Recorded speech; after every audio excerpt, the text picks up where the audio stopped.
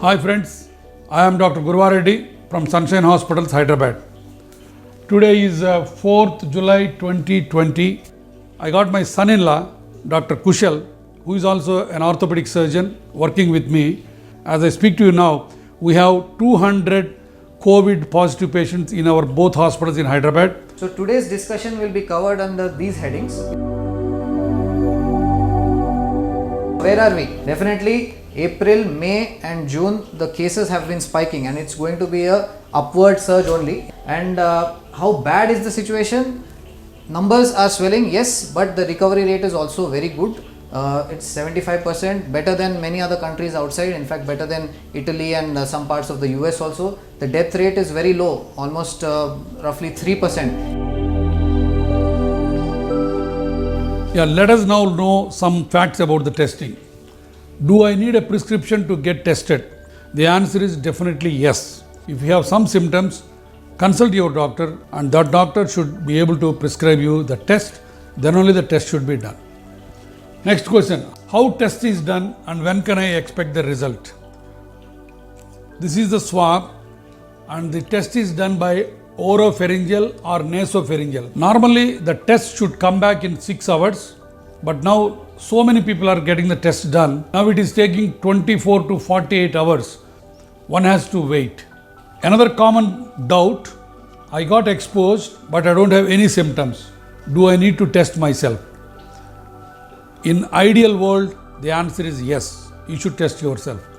If you are exposed but you don't have any symptoms, consider that you are positive, isolate yourself from the community and the family and see for 1 week.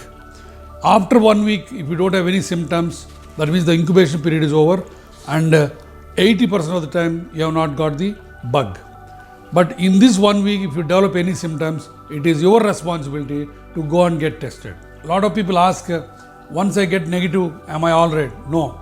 The false negatives are almost 20 to 30%. So, if the test comes negative, but if you are still having symptoms, it is imperative that you should get one more test done within the span of 1 week.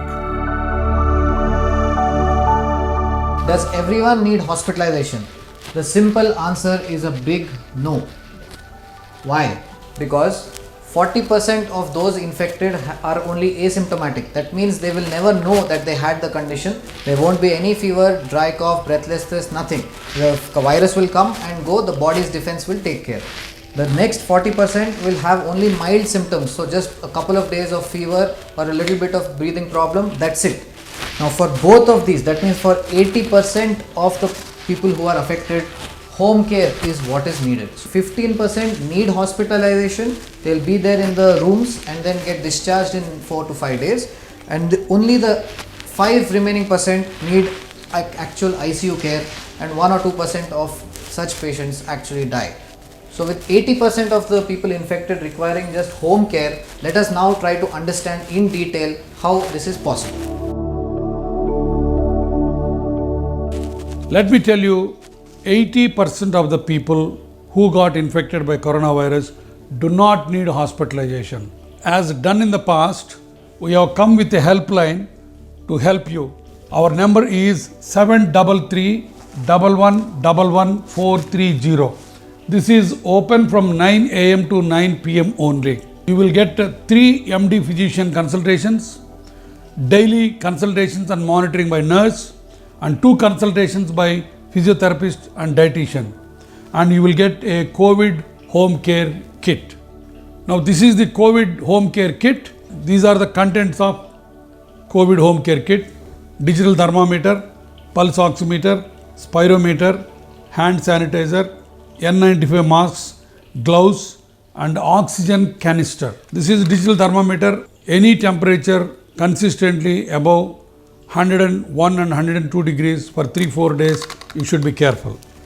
And now this is the pulse oximeter. No nail polish and index finger, and press the button and stay for 30 seconds and it can read the saturations. We got a spirometer. This means basically to increase your lung breathing capacity. Physiotherapist will help you how to do this.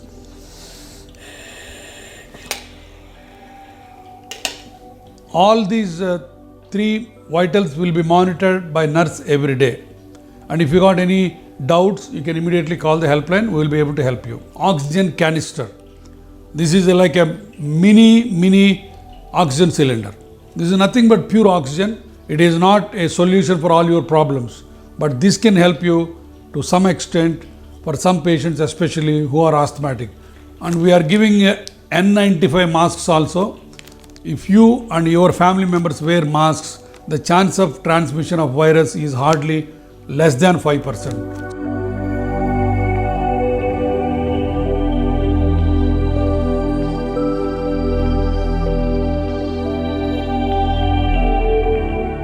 Lot of people have got doubts, when should we need hospitalization and what are the warning signs? Number one, if the fever is more than 101 degrees, not going down for 5 days or increasing, and cough is increasing, this is a warning sign 1. Warning sign 2, oxygen saturation less than 94%. Again, you can do it with the pulse oximeter yourself. Number 3, heart rate, that means pulse rate more than 110 beats. This also you can get the measurement out of the pulse oximeter. Normally heart rate is 72 beats per minute. If it is beating more than 110 beats, that is a warning sign number 3. Number 4, breathlessness increasing. How do you know? By looking at the respiratory rate. How do you know the respiratory rate? Just sit at the edge of the bed and see the patient's chest. If it is heaving up and down, if that is going more than 24 times per minute, that is warning sign number 4. Warning sign number 5, if the systolic blood pressure is less than 90, normally it is 120. Lot of us have got the digital blood pressure apparatus at home. You can see this also yourself. In other words, all these 5 vitals you can test yourself. As we emphasize, it is our duty and responsibility to help you in the minutest detail possible. That's why we made a simple tabular column for you. Date here and time, at least 3 times a day. Oxygen saturation and pulse rate, respiratory rate, BP. So if you can note them down and you can write your comments and discuss it when our nurse rings you up. That is the best way to do that. So friends, we are always there to help you. 90% of you do not need hospitalization. What is in store for the future? My friends, I am not a God man to foresee the future, but as all indicators all over the world say, this virus is going to stay for at least 6 more months to 1 year. So we have to live with this, the same old 3 precautions which we have been telling you for the last 3 months. First is hand wash, keep washing the hands. Second is wear the masks all the time. Third is social distance, minimum 6 feet. Stay safe, stay home,